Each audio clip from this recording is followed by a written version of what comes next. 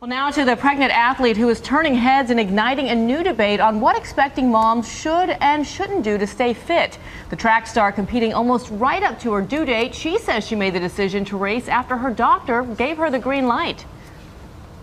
This morning, Olympian Alysia Montano is giving a whole new meaning to the term speed bump. Montano, seen here running the 800 meter at the U.S. Championships in Sacramento Thursday at 8.5 months pregnant with her first child. I asked my midwife and my doctor if it was okay if I continued running, and I got 100% encouragement. The five-time national champion coming in last place, about 30 seconds behind her competitors.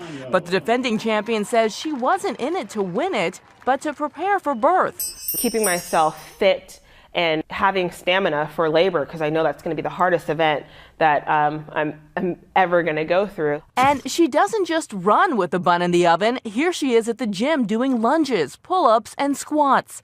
Montano is not the first to work out with child. Leanne Ellison pumped iron into her 33rd week of pregnancy.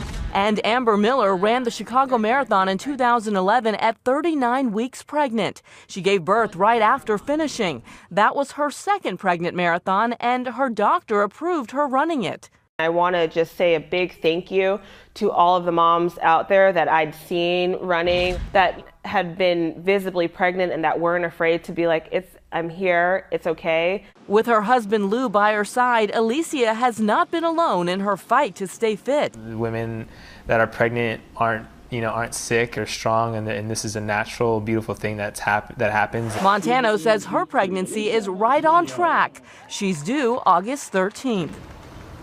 And let's bring in ABC's Dr. Jennifer Ashton. She's a board-certified OB/GYN who's delivered over 1,000 babies and has cared for professional athletes who have exercised throughout their pregnancy. You know, I thought I was a rock star for running 2 miles up until giving birth. This one put me to shame. Dan is speechless here. What do you think about this? I think you go, girl. I mean, we have to remember pregnancy is not a disease. In this particular case, she is a world-class athlete. This is not someone who's never exercised. And if you've had an uncomplicated pregnancy, there is no risk to the mother or the baby to do something like this. And so what are the issues surrounding pregnant women and exercise? So a little mini med school, we kind of look at 4 basic parameters when we talk about exercise during pregnancy. One of them is maternal heart rate. The other one is the mother's hydration status. We don't want her to get dehydrated.